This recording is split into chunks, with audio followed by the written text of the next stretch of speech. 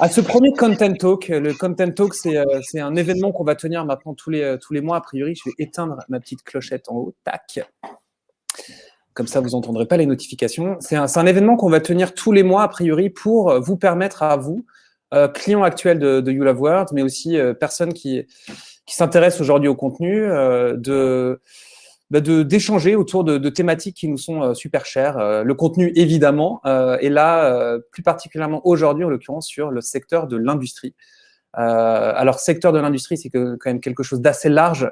Je pense qu'on va y revenir avec Jean, avec toi, Jean, quand tu vas faire ce petit échange avec moi de 15 minutes. Mais voilà, qu'est-ce qu'on met derrière l'industrie, en quoi cette industrie est magnifique d'ailleurs, et comment finalement, ensemble, sur le marché, qu'on soit des marketeurs, des communicants, des structures passionnées par le contenu au sein de l'industrie, on peut arriver à raconter des histoires qui font sens auprès de nos marchés, auprès de nos cibles, auprès de nos parties prenantes, auprès de nos partenaires. L'industrie, c'est énormément de savoir-faire et on trouvait en fait que ce savoir-faire et ce patrimoine-là n'était pas suffisamment exploité, mis en lumière, en tout cas grâce au contenu qu'on est tous en mesure de concevoir et de produire et de partager à nouveau auprès de nos audiences, quoi. Donc, je ne sais pas si c'est toi, Romain, qui passe, c'est moi qui vais le faire. Aujourd'hui, en fait, on a décidé de se retrouver pour 45 minutes d'échange autour du lancement d'un livre blanc qu'on vient de réaliser. Livre blanc vraiment qui a traité du sujet que je viens de vous introduire très rapidement. Alors, ça commence à être une sacrée bible, hein, ce document. Il fait à peu près 50 pages et il reprend vraiment de façon assez précise, mais on a essayé aussi de le faire de façon pédagogique et créative, ce que les marketeurs et les communicants dans le secteur de l'industrie devraient, ou en tout cas pourraient mettre en place pour vraiment exprimer tout le potentiel de leur marque d'un point de vue éditorial. Et donc, vous verrez, on a décidé en fait avec mon équipe et avec Jean, que je vais vous présenter dans quelques secondes, de vous faire un format assez condensé ce matin. On n'a pas fait une matinale comme on a pu le faire par le passé sur d'autres formats. Là, c'était 45 minutes. Donc, on va vraiment passer 45 minutes tous ensemble à discuter une dernière fois de comment le content marketing peut être mis au service de l'industrie. Donc, avec Jean, Jean qui est un ami qui m'est assez cher, que je vois pas assez, mais vraiment qui est quelqu'un que j'estime énormément. Jean que j'ai connu à l'époque où il travaillait encore chez Cronenbourg. Jean, c'est un amoureux des mots, en fait. C'est ce qui nous a liés assez rapidement. C'est un amoureux des mots qui est auteur au Cherche Midi. Suivez-le sur Facebook. Je ne sais pas s'il accepte tout le monde, mais il écrit des fragments. Il a toujours beaucoup d'esprit. Et au-delà de cet esprit-là, c'est un homme, une personne qui connaît très bien le secteur de l'industrie. Il a travaillé chez Seb, il a travaillé donc chez Cronenbourg, il a été DG de Vivialis, et il a lancé une initiative incroyable qui s'appelle l'Industrie Magnifique. Mais bon, là, je suis en train de vous spoiler un petit peu. Il vous racontera ça mieux que moi. Mais j'étais vraiment très heureux d'ouvrir ce premier Content Talk à nouveau avec lui, parce que je ne voyais pas mieux que lui pour mettre un peu en lumière voilà, le sujet qui va être le nôtre ce matin. Ensuite, je passerai la main, après c'est ce petit dialogue que je vais avoir avec toi, Jean, je passerai la main à Romain. Romain, c'est vraiment notre chef de projet marketing, dans notre jargon un peu anglicisé parfois, notre growth marketer. En tout cas, c'est lui qui vous envoie des petits emails parfois avec des petites touches d'esprit aussi, mais toujours beaucoup de pédagogie sur comment on peut vous aider à produire les meilleurs contenus qui soient. Donc Romain a une méthode à vous proposer ce matin. Elle est vraiment bien détaillée dans le livre blanc. L'idée, là, c'était de vous la condenser sur comment on peut, quand on est un acteur de l'industrie, séquencer la production de ces contenus pour, à nouveau, en faire des étincelles. Et vous verrez, on fait un parallèle entre l'industrie et le fonctionnement de l'industrie, qui est un fonctionnement assez propre, hein, assez basé sur justement une méthodologie précise, et comment il faut arriver à garder finalement le même état d'esprit quand on se lance dans la production de ce qu'on appelle, nous, une content factory, une fabrique à contenu. C'est assez drôle de voir le parallèle entre ces deux sujets-là. Et puis, on a la chance ce matin d'avoir Peter Kiger, qui est vraiment un de nos clients adorés. Je vous invite à aller voir sur le site de You Love Words. On lui a fait une love story. C'était une interview de lui en 2 minutes, comme une relation d'amour entre un client et nous. Et franchement, il fait vraiment partie de nos clients, de ceux qui nous sont chers, qu'on porte dans notre cœur. Et il a accepté notre invitation. Donc, c'est avec grand plaisir qu'il échangera avec Ben, qui est en charge de l'équipe de CAM. CAM, c'est les Key Account Managers chez nous. Et voilà, Ben a beaucoup travaillé avec Peter au développement du compte chez le SAFR, structure industrielle qui, si vous ne la connaissez pas encore, et notamment, parce que le staff, c'est une boîte incroyable, hein, leader dans la levure industrielle. On a la fierté, c'est aussi de ça qu'on va parler ce matin, c'est de l'industrie française. On a un des fleurons de notre industrie qui produit, grâce à ces levures, un pain sur deux dans le monde. Enfin, c'est quand même un truc incroyable. Donc, Peter, t'es notre star de la matinée, avec Jean, avec qui je vais essayer de lancer un peu une discussion à nouveau avec une volonté de nous réchauffer un peu là en cette matinée un peu grise chez nous à Paris, à vrai dire. Et j'espère que chez vous, il n'en est pas ainsi. Mais dans tous les cas, c'est parti, Jean. Si tu es OK, je vais te lancer une première question. Peut-être qu'avant ça, tu voulais juste dire un peu 2 mots sur toi quand même. Je t'ai présenté très rapidement, mais n'hésite pas à te présenter en quelques secondes avant qu'on attaque ensemble. Non, mais je crois que tu as très bien fait les choses, hein, comme toujours. Et surtout, tu as rappelé aussi notre amitié. C'est vrai qu'on se connaît depuis quoi, 5-6 ans, hein, à peu près, 7 ans peut-être. À Exactement. l'époque, on s'était rencontrés effectivement quand j'étais encore chez Crow et que tu lançais You Love Words, qui est une aventure formidable aussi, avec un vrai positionnement. Oui, d'usine à contenu, hein, quelque part, au service des clients pour construire une communication intelligente. Parce qu'effectivement, aujourd'hui, pour une marque parler, c'est pas simplement vendre ses produits. Pour une marque parler, c'est organiser un discours, prendre une position, la tenir, et donc pour ça, nourrir la relation de contenu qui l'enrichissent et qui permettent effectivement de développer l'image qu'on souhaite, quoi. Exactement. Ce qui est bien, You Love Words, et je trouve que pour ça, vous êtes une. Et en plus, moi, j'ai vu un peu grandir aussi l'équipe. Vous êtes une équipe assez formidable sur un vrai métier, quoi. Voilà. Génial. Bon. Génial. Bah, Après, merci. Vas-y. mais je t'en prie. Après, effectivement, moi, j'ai lancé le mouvement de l'industrie magnifique il y a 5 ans aussi, en 2016. Pour faire très très court, pour ceux qui connaissent pas, mais l'industrie magnifique, c'est d'abord un mouvement qui est un mouvement de coopération entre 3 secteurs qui se fréquentent, mais qui travaillent pas forcément ensemble. C'est le monde des artistes, le monde des entreprises et le monde des collectivités territoriales.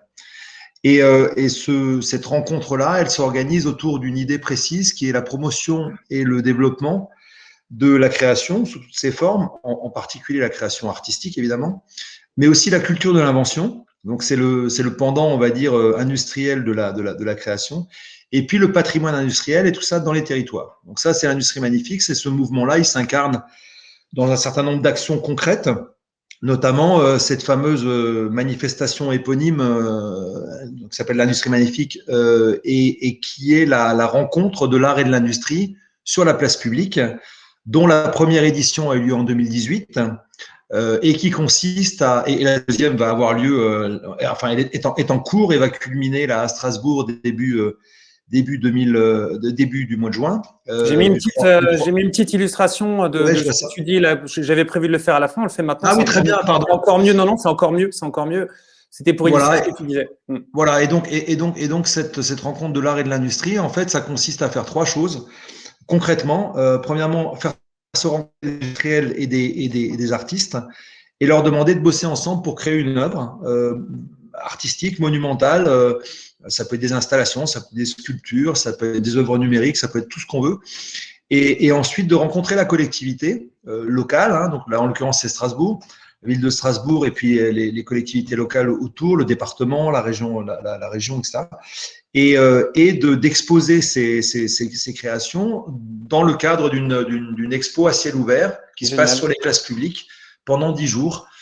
C'est ce qui aura lieu à Strasbourg du 3 au 13 juin. Et sur la première édition, et en même temps, le troisième point, c'est là où on rejoint aussi You Love Words, il y a créer, exposer. Et le troisième point, c'est évidemment raconter. Puisque les choses finalement existent quand on les nomme et elles font sens quand on les raconte. Donc le fait de raconter, c'est très important. Donc la création par la rencontre de 2 mondes qui souvent se rencontrent pas beaucoup, l'exposition avec la rencontre d'un 3e monde, les collectivités qui rencontrent pas beaucoup les 2 précédents. Tout ça, ça demande effectivement du discours, ça demande de la narration, ça demande de la photo, ça demande de la vidéo, ça demande une histoire. Et franchement, c'est un truc où je me régale parce que c'est une aventure collective absolument phénoménale. Aujourd'hui, on est 180 partenaires sur la manif de cette année. 5 collectivités, 35 entreprises mécènes, plus de 70 autres partenaires publics, privés, médias, culture, économie, tourisme. Plus de 70 artistes, hein, parce qu'il y a des groupes d'artistes, il y a des couples, il y a parfois des trios, parfois des vrais collectifs. Et Ouais, on a produit 30 œuvres monumentales qui vont être exposées sur 20 places pendant 10 jours. bon, donc on voit bien que tu partages l'amour, comme nous et toutes les personnes connectées, à la fois de l'industrie, parce qu'on est en plein dedans, de la créativité, de l'art. Alors l'art, du coup, ça nous emmène parfois dans un territoire qu'on adore, mais justement, alors j'espère que ça va vous donner des envies à vous tous qui êtes connectés de vous intéresser à l'industrie magnifique, parce que c'est quelque chose qui nous a bouleversé quand on a vu ce qui sortait de ça, ce qui sortait de ça de gens. Ce que je voulais faire là, peut-être pour les 5-10 prochaines minutes, c'était revenir derrière justement dans Industrie Magnifique, il y a industrie. Et l'industrie, nous en interne, c'est toujours très difficile à délimiter. Qu'est-ce qu'on met derrière l'industrie? On peut parler d'industrie pharmaceutique. On pense à l'industrie métallurgique, mais derrière l'industrie, il y a plein d'autres types d'industries. Et dans notre organisation interne, on a toujours un peu du mal à dire qu'est-ce qu'on met dans l'industrie.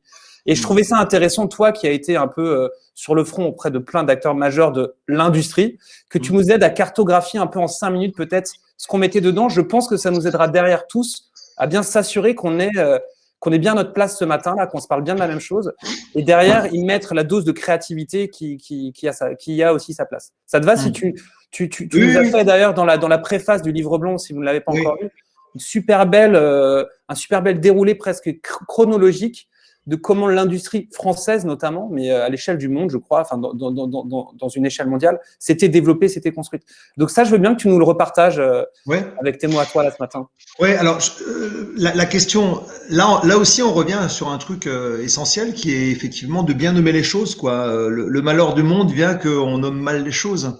Le terme d'industrie, en fait, initialement, il vient du latin industria et ça veut dire activité.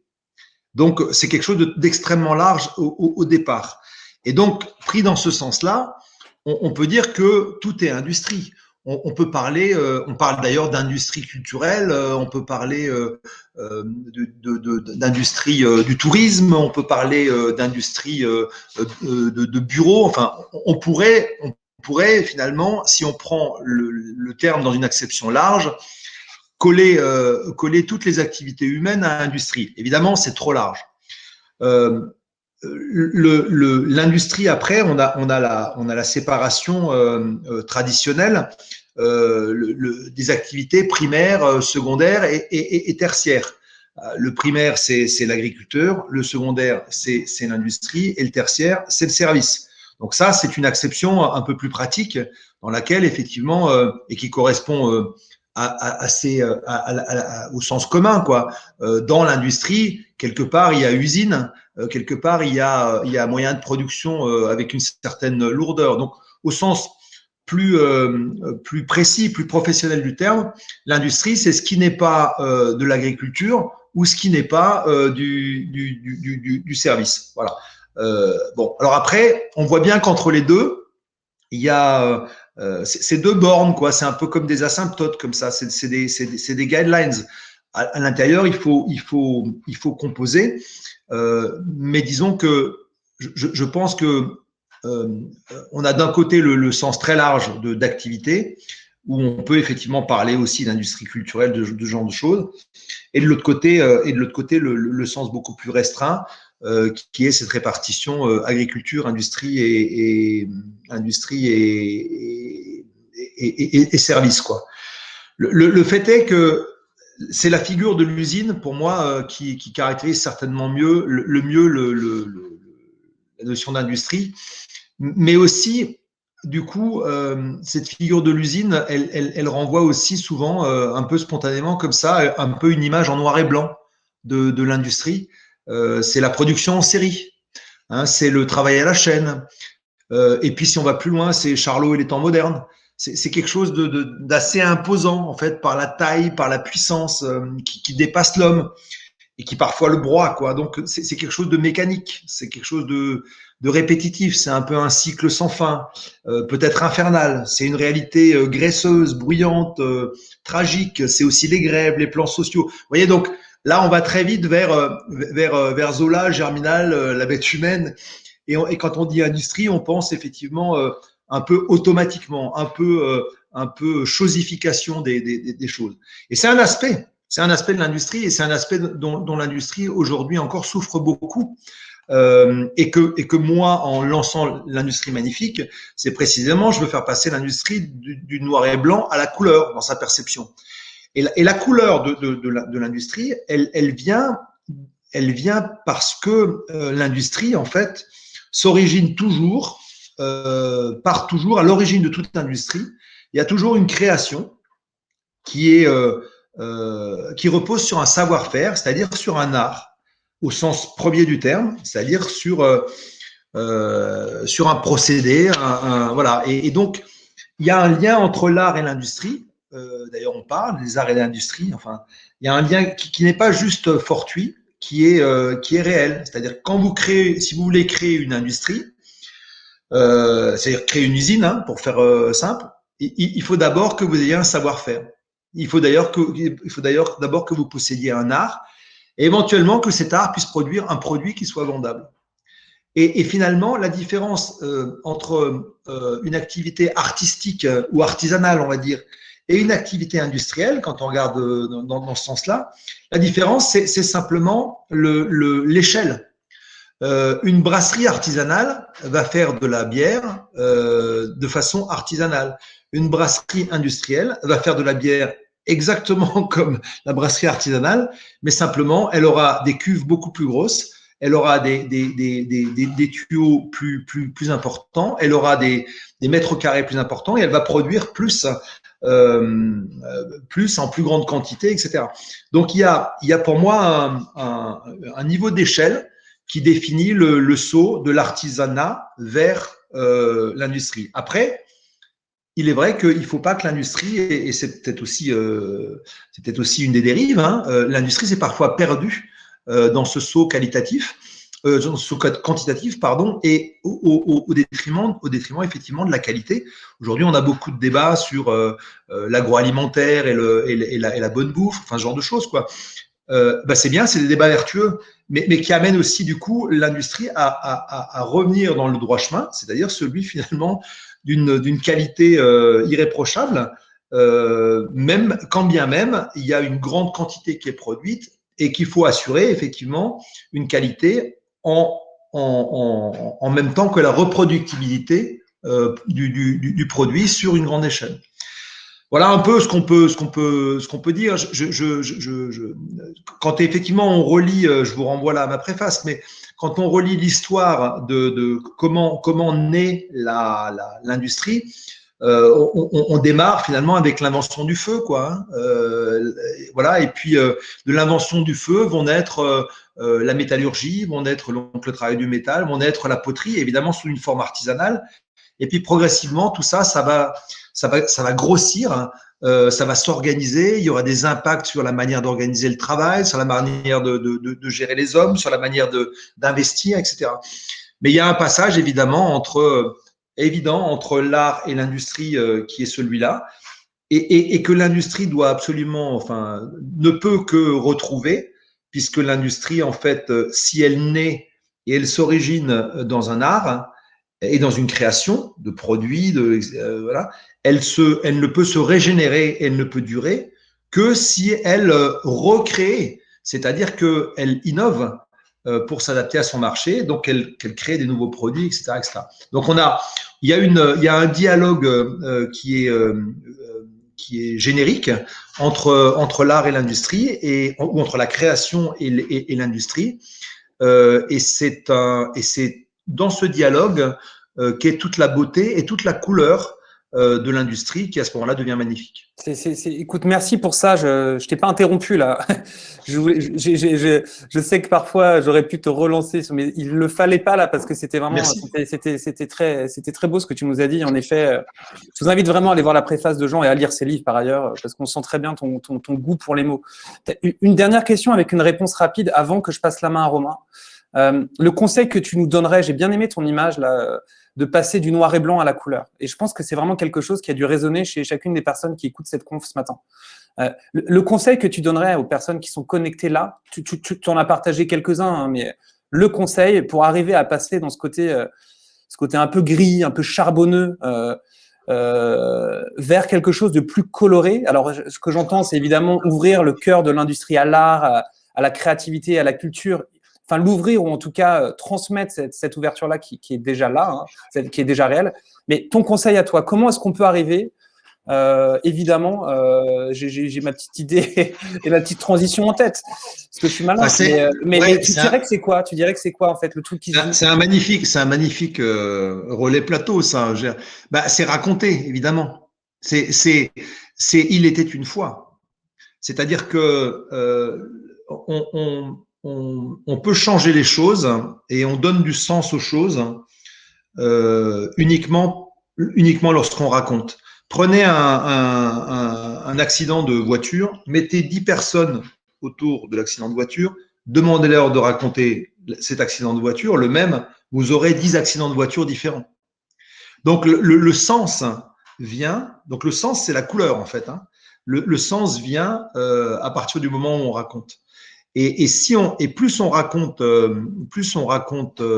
bien, plus on peut engager les gens aussi dans une histoire qui est commune et dans une histoire aussi de transformation. Parce qu'évidemment, pour faire passer comme je dis, l'industrie du noir et blanc à la couleur, il suffit pas juste de raconter.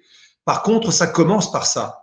C'est-à-dire, ça commence par raconter autre chose que les grèves, l'exploitation de l'homme par l'homme ou la robotisation, quoi. Ça commence par raconter l'innovation, ça commence par raconter l'invention, ça commence par raconter la coopération entre les gens, ça commence par raconter la valeur du travail, etc., etc., etc. Donc il y a pour moi un travail qui est un travail de concept, c'est-à-dire de façon de voir les choses, et à partir de là, de façon donc d'agir ou d'organiser le geste et de joindre justement la parole au geste, quoi. Canon, canon. Non, mais c'est là évidemment que ça joue pour toi, pour nous, et j'imagine pour toutes les marques et les personnes qui sont connectées aujourd'hui. Merci pour ça, Jean. On a pris un peu plus de temps que prévu, mais bon, ce matin, c'est bien de. Ah, alors attends, ouais, merci Romain. On est dans la même pièce, donc parfois ça crée un petit écho. Mais merci d'avoir pris ce temps-là. C'est important de le prendre. 20 minutes, c'était pas beaucoup à l'échelle d'une vie, hein, et à l'échelle de tout ce que tu aurais aimé nous raconter, moi aussi. Mais c'était super beau, et cette notion d'industria, d'activité, de mise en mouvement aussi. Cette intention qu'on a d'aller de l'avant et de créer, en fait, je pense qu'aujourd'hui, tu nous l'as transmise et je te remercie vraiment pour ça. Tu peux rester avec nous si tu le souhaites, mais je crois que d'ailleurs, t'es en pleine industrie magnifique là. Oui, il faut que je suis chez moi à Strasbourg, mais il faut que je file maintenant à la mairie de Strasbourg, puisqu'on a, ce qu'on appelle un copro, qui est un comité de production, de coproduction. Donc tu y es là. Ouais. On réunit une fois par mois pendant 3 heures l'ensemble des 180 partenaires pour se caler sur les différentes étapes de la manif, c'est-à-dire où on en est de la création, où on en est de l'exposition et où on en est de la communication. Canon, voilà. Canon. Bon, c'est parti, c'est lancé. On suivra ça avec beaucoup d'intérêt. Merci encore d'avoir Au revoir à tous, bonne fin de webinaire et à très bientôt. Ciao. Ciao Jean, merci encore. Romain, avant que tu mettes ton micro, je vais te passer la main. Là, on va rentrer dans quelque chose d'aussi important que l'inspiration. Hein. Là, on a essayé de vous inspirer un petit peu. En tout cas, moi, j'ai bien aimé. C'est vraiment de rentrer un peu plus dans le dur. Comment ces histoires-là, dont on sent tous qu'il faut qu'on les raconte, on peut les raconter à une échelle industrielle. Et donc, c'est en cela que Romain va vous partager quelques-unes de ses intuitions, des éléments clés de sa méthode, et ça va durer une quinzaine de minutes, je crois. Et donc, c'est toi ensuite, Romain, qui passera la main à Benoît et à Peter. Moi, je reste en ligne. C'est parti, c'est à toi. Top. Merci Greg. Alors bonjour à tous. Oui, comme me présentait Greg, moi je m'appelle Romain et je m'occupe de la production de contenu pour You Love World. Et aujourd'hui c'est un moment important pour moi parce qu'on va donner vie un peu à notre travail des 2 derniers mois qu'on a fait sur l'e-book industrie. Donc pour vous donner un peu le contexte, on a 2 objectifs sur cet e-book. On a un objectif déjà qui est de parler à nos clients dans leur langue, leur proposer un contenu qui est adapté, qui va pouvoir les inspirer. Et j'ai un autre objectif qui est de former en interne, d'inspirer en interne. Donc, j'ai fait cette présentation en très détaillé, très opérationnel la semaine dernière à nos équipes pour faire du transfert de compétences entre ceux qui travaillent déjà avec des acteurs de l'industrie et ceux qui seront amenés à le faire. Donc, pour revenir sur le contexte de l'e-book, on a commencé par se poser une question. C'est comment faire du content marketing dans un secteur spécifique qu'est l'industrie. Et donc, pour développer ce contenu, on a eu 2 étapes. On a une première étape qui est comprendre en quoi il est spécifique, ce secteur. Et après, une deuxième étape qui est adapter notre méthodologie à ce secteur. Donc, pour vous, aujourd'hui, j'ai synthétisé quelques points clés. Je n'ai pas pu tous les mettre, évidemment, mais j'aimerais attirer votre attention sur plusieurs choses. Déjà, sur les atouts de l'industrie, on s'est rendu compte que moi, c'est un secteur que je connaissais assez peu, en fait, et avec lequel j'ai eu énormément de plaisir à découvrir. J'ai découvert que déjà, on avait un savoir-faire d'exception en France. On est la 7e puissance industrielle mondiale. Donc, c'est un atout à mettre en avant, un atout extrêmement important. Ensuite, c'est 4,5 millions d'emplois, indirects et directs en France. Donc, on a un lien de proximité qui est très fort avec les Français. On a une connexion. Et enfin, il y a une culture d'innovation. C'est 25 milliards d'euros en R&D dépensés chaque année. Ça représente à peu près 80% de l'investissement privé en France. Donc, on a une culture d'innovation qui est extrêmement forte et qui est extrêmement importante. Basée sur ces atouts, on s'est demandé si cette culture de l'innovation était présente au sein des départements et des autres départements.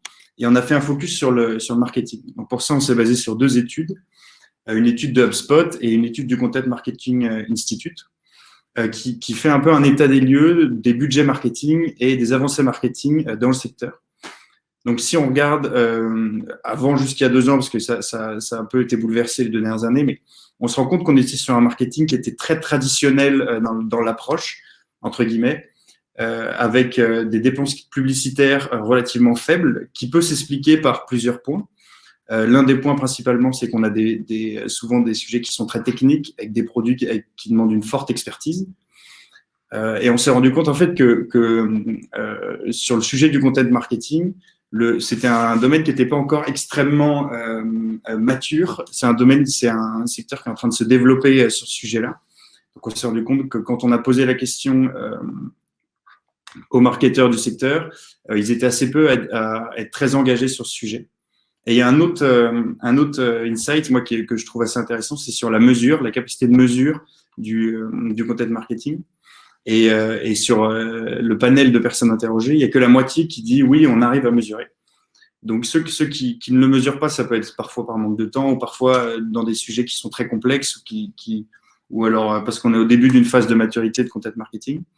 Et ce qui est intéressant pour nous, c'est qu'une dépense marketing qui est mesurée, ça devient un investissement. Et lorsqu'elle n'est pas mesurée, ça reste une dépense. Ça, c'est quelque chose qu'on n'aime pas. Ensuite, on s'est demandé, OK, on a un secteur avec des forces à mettre en avant, avec des volontés marketing, mais est-ce que le content marketing peut être une solution? Il y a 3 points qui sont très intéressants. Moi, je les appelle mes 3 oui. Le premier, c'est que les clients sont en ligne. Avec près de 12 recherches effectuées avant d'explorer le site d'un fournisseur, on se rend compte que les clients sont présents en ligne et sont intéressés. Et ça, c'est un phénomène qui s'explique par 2 choses. Déjà, pendant le confinement, on s'est rendu compte que tout le monde, forcément, a changé un peu ses process. C'est un secteur qui, traditionnellement, est beaucoup en présentiel, beaucoup en événementiel, avec un fort impact des salons. Et avec le confinement, ça a un peu bouleversé ces pratiques-là. Donc, les gens sont connectés. Et il y a l'arrivée d'une nouvelle génération, par exemple, d'acheteurs qui sont également très connectés. Donc, on voit un développement des sites Internet, un développement des points de contact possibles avec les cibles. Ensuite, il y a un point qui est très intéressant, c'est que les clients dans l'industrie se disent intéressés par le contenu, ils consomment du contenu. On a une tendance que moi j'aime beaucoup, c'est le renouveau des newsletters. On voit les newsletters qui repartent en flèche, les gens veulent se former, les gens veulent apprendre. Les gens sont intéressés par des nouvelles compétences ou intéressés par juste suivre qu'est-ce qui se passe sur leur marché. Ça, on peut le voir également avec LinkedIn, la création de communautés. Et on a un dernier point, c'est que HubSpot a fait une étude sur quel business incrémental pouvait apporter la mise en place du content marketing. Et il y a un chiffre qui est intéressant, c'est quand on est capable de produire des contenus qui sont ciblés à des cibles, enfin, vers des cibles spécifiques, on est capable d'augmenter ses leads de 45%. Donc, ça veut dire que c'est une opportunité business. Et le levier derrière ça, c'est la création de confiance qu'on arrive à mettre en place avec ses clients. Et donc, c'est tout le sujet de notre méthodologie. Comment réussir à mettre en place de la confiance. Et donc, notre méthodologie, on appelle ça l'usine à contenu. C'est une méthodologie qui est basée en 4 étapes. Donc, je vais vous les traverser en highlightant les points que je trouve pertinents, mais vous allez voir dans l'e-book, elle est très détaillée. Alors, on a une première partie qui est la mise en place et la construction des fondations, qui est la collecte et l'analyse. C'est une partie qu'on développe en 2 étapes. La première étape, c'est la définition des objectifs. C'est extrêmement important dans tous les secteurs, mais encore plus en content marketing. Faut qu'on arrive à savoir, est-ce qu'on veut travailler sur de la notoriété, faire connaître nos produits? Est-ce qu'on veut travailler sur de la vente, faire vendre nos produits? Ensuite, on a une deuxième étape qui sont les workshops. Les workshops, c'est un moment qu'on prend avec les équipes de l'entreprise. On essaye d'avoir des personnes dans les différents départements pour leur poser la question et revenir un peu sur les valeurs de leur entreprise, quelles sont leurs missions, quelle est leur vision de l'entreprise. Et donc ça, c'est un point clé. Une fois qu'on a mis en place ces deux fondations, on arrive à avoir une bonne vision de l'entreprise, une bonne connaissance du sujet. Et donc, on va s'intéresser à la compréhension des cibles, à qui on parle. Et donc là, on fait un travail en 2 étapes encore. On travaille sur les personas. Je vais vous montrer un exemple de persona. Le persona, c'est qui est notre client. Et on travaille également sur le parcours client, c'est-à-dire qui c'est et quel est son parcours pour arriver jusqu'à nous. On a fait l'exercice de travailler sur 2 personas. Donc là, je vais vous parler de l'acheteur à droite.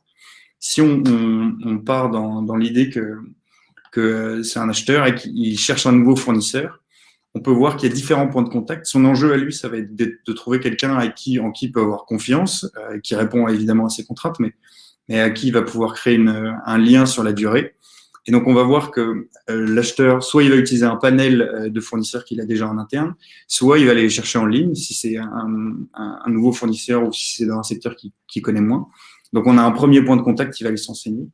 Ensuite, il va lancer une consultation. Il va aller sur LinkedIn pour essayer de comprendre qui est son client, essayer de comprendre un peu son contexte. Et ensuite, il va aller en ligne pour comprendre un peu les produits que vend ce client et comprendre un peu et se faire une image de l'entreprise avec laquelle il va travailler. Donc ça, c'est un point clé, c'est qu'on peut observer qu'il y a déjà 4 points de contact entre un client et sa cible. Et tout le but du jeu pour nous, ça va être de construire les fondations pour réussir à avoir un parcours client très, très clair et après passer dans la phase de production de contenu. Un des sujets très importants, c'est la sélection des sujets. Alors là, on a plusieurs méthodologies possibles. C'est un sujet que moi je trouve passionnant et qui demande une compréhension parfaite de qui sont ses clients et qui est l'entreprise. Pour sélectionner ces sujets après, on va essayer de mobiliser des compétences. Donc là, on travaille avec un réseau de 5000 freelances.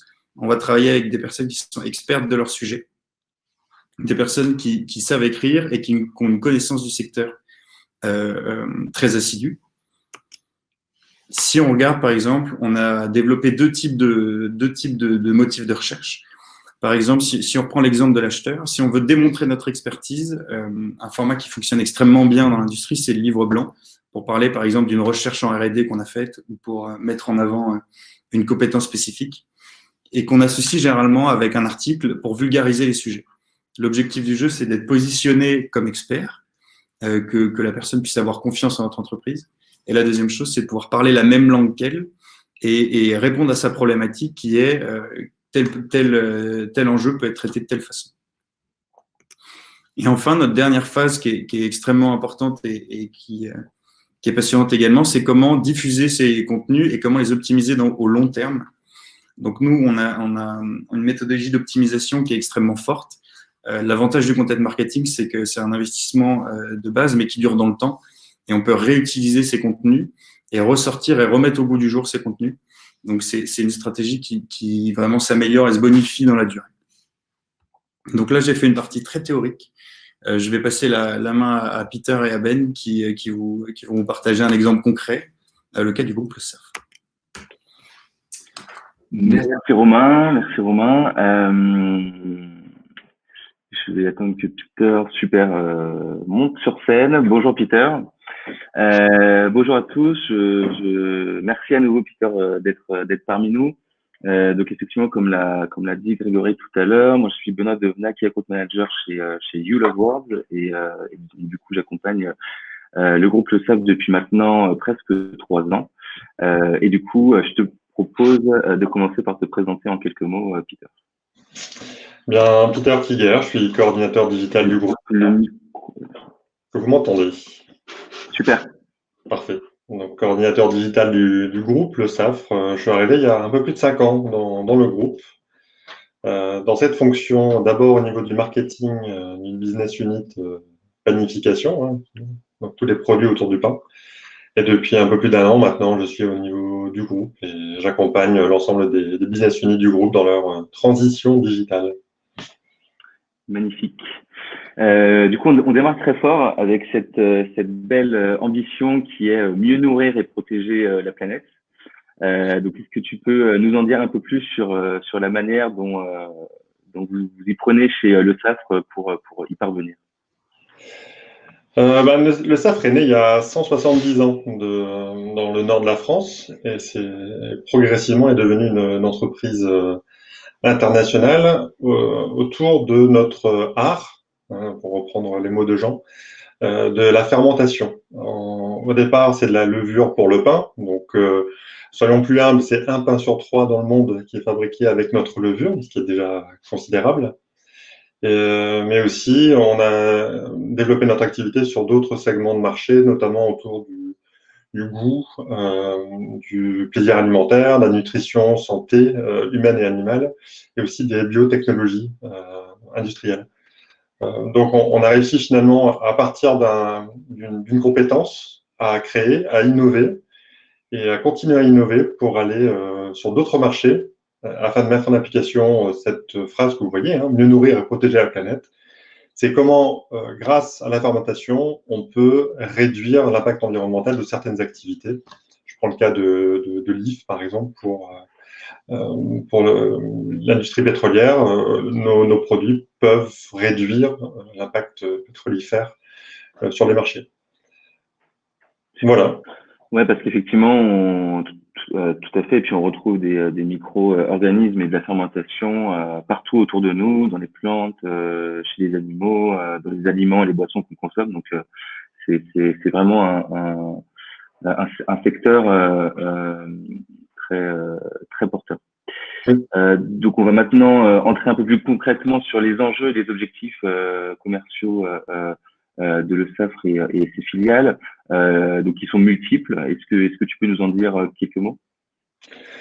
En fait, pour reprendre ce qu'expliquait Romain, on avait besoin de comprendre quelles étaient nos cibles finalement, hein, qui étaient nos clients ou nos prospects potentiels, savoir ce qui potentiellement pouvait les intéresser et ensuite les fidéliser. Donc, on est vraiment dans une démarche d'inbound marketing finalement assez classique. La difficulté qu'on pouvait avoir, c'est étant une entreprise industrielle, on est quand même assez éloigné de ce genre de considération. Du moins, on l'était il y a encore quelques années. Et rapidement, on a compris le potentiel d'aller chercher de nouveaux clients et d'améliorer notre relation avec eux, grâce notamment au contenu. Donc, on a déployé une stratégie d'inbound marketing pour essayer d'acquérir de nouveaux clients en B2B. Mais aussi créer vraiment un écosystème vraiment de contenu qui permet de vraiment prendre en considération la partie locale. Hein. Nos produits sont vendus partout dans le monde, mais si on prend le pain, par exemple, c'est très culturel. Chaque pays a ses propres différences, a ses propres typologies de pain, et donc il faut réellement qu'on s'adapte à ces usages-là. Voilà. On fait pas du pain de la même façon selon qu'on soit en Europe, en Asie Pacifique ou sur le continent américain. Donc effectivement, c'était hyper intéressant de voir toutes les manières de faire du pain et puis plus globalement effectivement il y avait des objectifs aussi d'acquisition et de développer aussi la notoriété de la panification et aussi des autres secteurs d'activité, spécialisation, de fidéliser aussi et engager les clients actuels du groupe, et enfin asseoir l'expertise du groupe, votre leadership à l'international. Et effectivement, le contenu, comme tu le disais, a permis, on va dire, d'aider à atteindre ces objectifs. Et justement, aujourd'hui, on a choisi de vous partager la success story de cet instant. Donc, chez YouLoveWords, on parle souvent de Content Factory ou usine à contenu avec nos clients partenaires. Et ici, en content marketing, la créativité est essentielle. On le sait, le cadre et la méthode pour atteindre justement les objectifs stratégiques qu'on se fixe en début de projet est fondamentale. Et pour cette raison, en fait, on a identifié différentes phases stratégiques et de production au coup d'envoi de chaque projet. Et du coup, Peter, est-ce que tu peux revenir peut-être sur le cas Saint-Instant en expliquant un petit peu les différentes phases de ce projet? Saint-Instant est une marque historique chez Le Saffre. C'est la levure sèche qu'on trouve dans de nombreux pays à travers le monde, en Asie, en Afrique, aux États-Unis, etc., etc. Pour lequel on a véritablement une proximité avec le terrain. On a beaucoup de boulangers chez nous, qui travaillent chez nous pour reproduire les process de panification de nos clients et nos utilisateurs finaux. Donc, on a finalement une connaissance, une expertise sur cela. Notre difficulté, c'était de le mettre en mots et d'arriver à l'expliquer. Et donc, quand on s'est rencontrés au one-to-one à Monaco, j'ai aimé notre approche très pragmatique, celle qui est finalement décrite à l'écran. Et on s'est d'abord concentré donc sur 2 zones géographiques prioritaires. Où on a fait vraiment une grosse analyse, enfin vous avez fait une forte analyse des possibilités. Et ensuite, on a défini un territoire, donc une charte éditoriale, iconographique et autres, pour ensuite aller choisir les bons experts capables de pouvoir aller sur le terrain, interviewer potentiellement nos clients, réaliser des vidéos, ou en tout cas mettre en mots notre connaissance des marchés. Super. Et du coup, pour voir quelques visuels de l'app, voici ce à quoi ça ressemble sur la droite. Et je trouvais intéressant de revenir sur le fort enjeu de cet instant pour lequel en fait on a été amené à travailler ensemble. C'était de passer d'une marque produit à une marque service.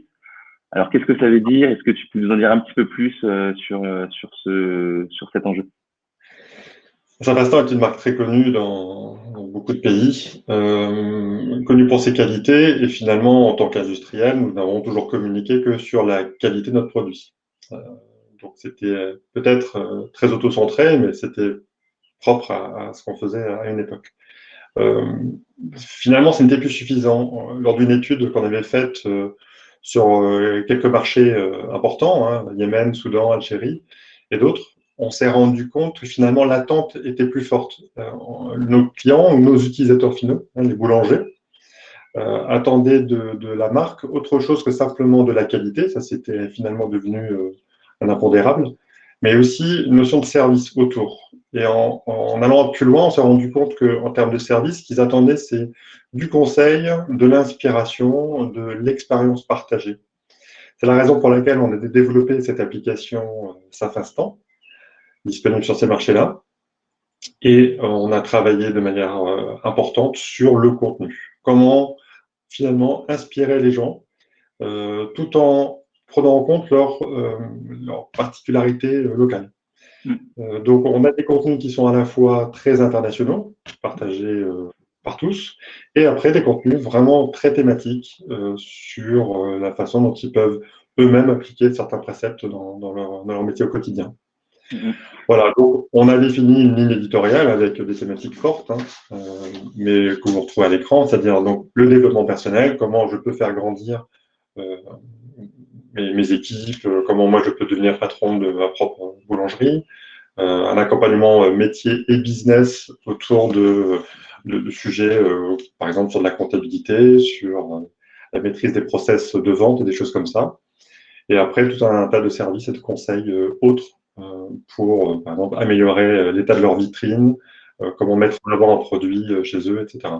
Ouais, tout à fait. C'était hyper intéressant d'aller plus loin encore que le produit, mais d'apporter vraiment une valeur ajoutée servicielle supplémentaire et d'aider tous les boulangers à travers le monde à mieux gérer leur business, à développer leurs compétences de boulanger via le contenu et via plusieurs du coup formats qu'on avait identifiés ensemble. Donc ouais, c'est hyper intéressant. Et donc, du coup, pour terminer, qui dit Content Factory et accompagnement long terme, mesures, bilan, projection, optimisation. Et du coup, on trouvait intéressant avec Peter de revenir sur ces différents points aujourd'hui. Et du coup, Peter, je te propose de nous en dire un petit peu plus là-dessus, sur l'accompagnement, sur le bilan que tu retires, sur les projections aussi sur 2021. On ne s'était pas vraiment fixé de volume à atteindre, hein, c'est-à-dire de téléchargement de l'application, nombre de consultations d'articles. On était vraiment en phase d'exploration sur cette partie-là, puisque c'est la première fois qu'on faisait quelque chose à cette échelle. On a bien sûr tâtonné, hein, au départ, certains contenus n'ont pas rencontré de succès, d'autres finalement en ont eu beaucoup alors qu'on ne s'y attendait pas. Donc, cette analyse en continu de la performance des articles nous a permis de réaménager notre ligne éditoriale et d'aller vers plus de thématiques, enfin, plus de sujets sur une thématique particulière et autres. Forcément, on veut continuer à avancer là-dessus. On a besoin de travailler. C'est la raison pour laquelle on a mis en place un comité éditorial et vous nous avez aidé là-dessus, pour vraiment être dans l'anticipation des attentes de nos lecteurs et de nos utilisateurs de produits. Donc, après un peu plus d'un an et demi maintenant, presque 2 ans d'expérience sur l'application Satinstant, on sent qu'on doit aller maintenant plus loin sur cette notion de communauté. C'est un axe qui était demandé dès le départ et sur lequel on a capitalisé petit à petit. Donc là, on doit vraiment accroître le fait de pouvoir créer une communauté autour de notre marque. L'application n'est pas suffisante pour pouvoir atteindre toutes les cibles que nous avons envisagées. Donc, on souhaite se développer maintenant sur nos sites Internet et également sur des réseaux sociaux. Ça, c'est la deuxième grande phase de notre déploiement. Et puis aussi, on s'est rendu compte que la cible B2C était très intéressée par certains sujets que nous avons mis en place au sein de l'application Satinstant.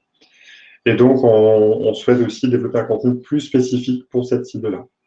Ça veut dire aussi utiliser potentiellement d'autres canaux de communication que simplement l'article. C'est d'aller peut-être un peu plus loin sur de la vidéo, sur de l'infographie, sur potentiellement même du podcast. Voilà, on est en phase exploratoire maintenant sur ces sujets-là.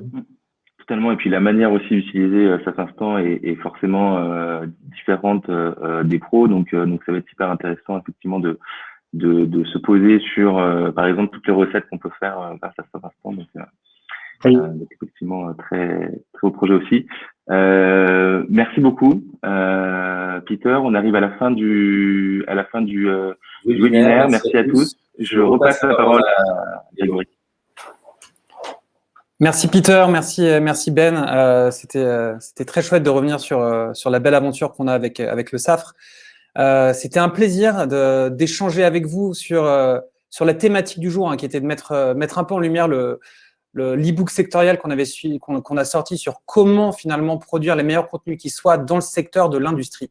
C'était vraiment notre objectif, hein. C'était à la fois de vous inspirer sur les codes, les leviers qu'on peut y mettre dedans, comment on peut passer de ce noir et blanc à cette production de contenu en couleur, et finalement de faire le parallèle entre ce qui fait la force de l'industrie, à savoir justement cette mécanisation, cette bonne automatisation des choses, et de montrer finalement qu'on pouvait l'appliquer, ce principe-là, à la production de contenu.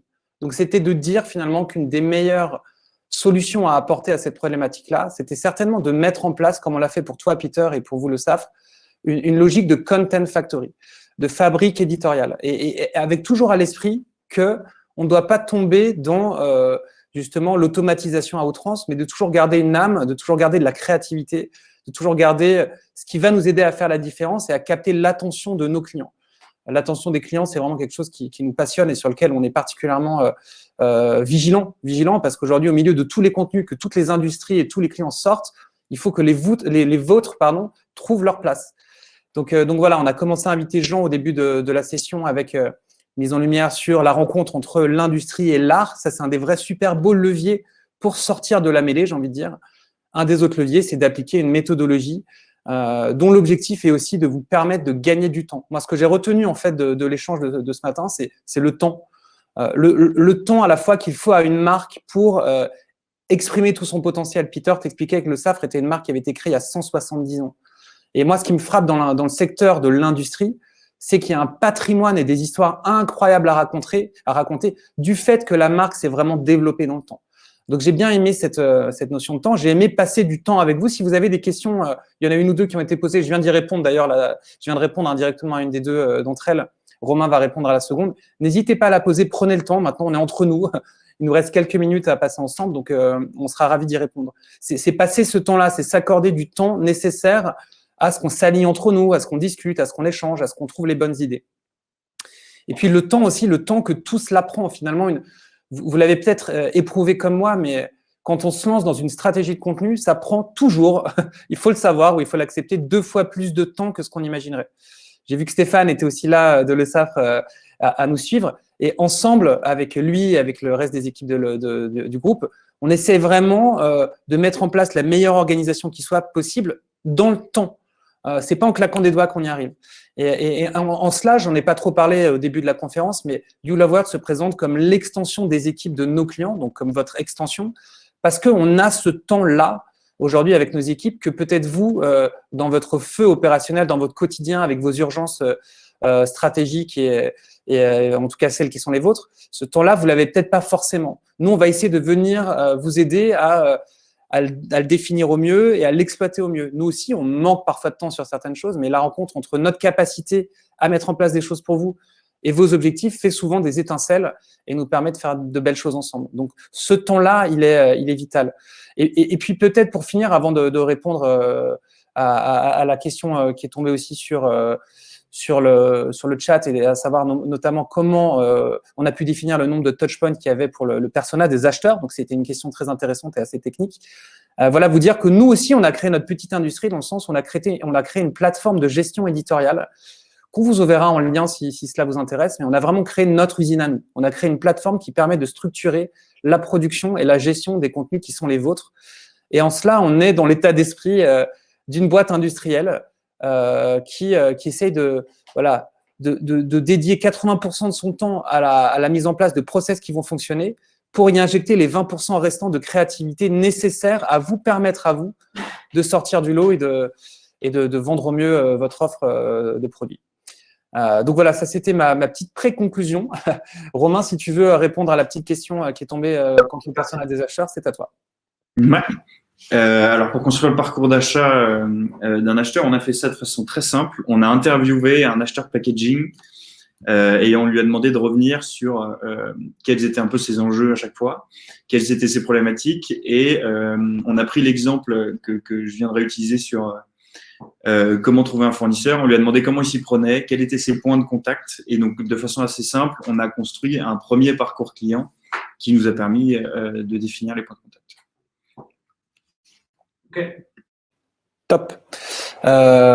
J'espère que ça apporte un éclairage. S'il faut creuser ce sujet-là, n'hésitez pas à nous faire un mail et on vous y répondra vraiment volontiers.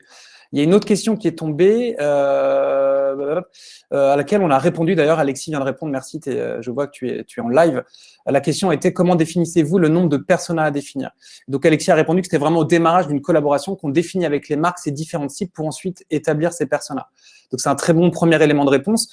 L'autre élément de réponse, c'est que très souvent, dans ces moments-là, il faut éviter de se faire trop plaisir. C'est-à-dire qu'il faut éviter de se dire qu'on va aller taper tout le marché et que notre produit va intéresser tout le monde. C'est vraiment en revenir à l'alignement parfait qu'il va y avoir entre notre produit et un client qui en a réellement besoin.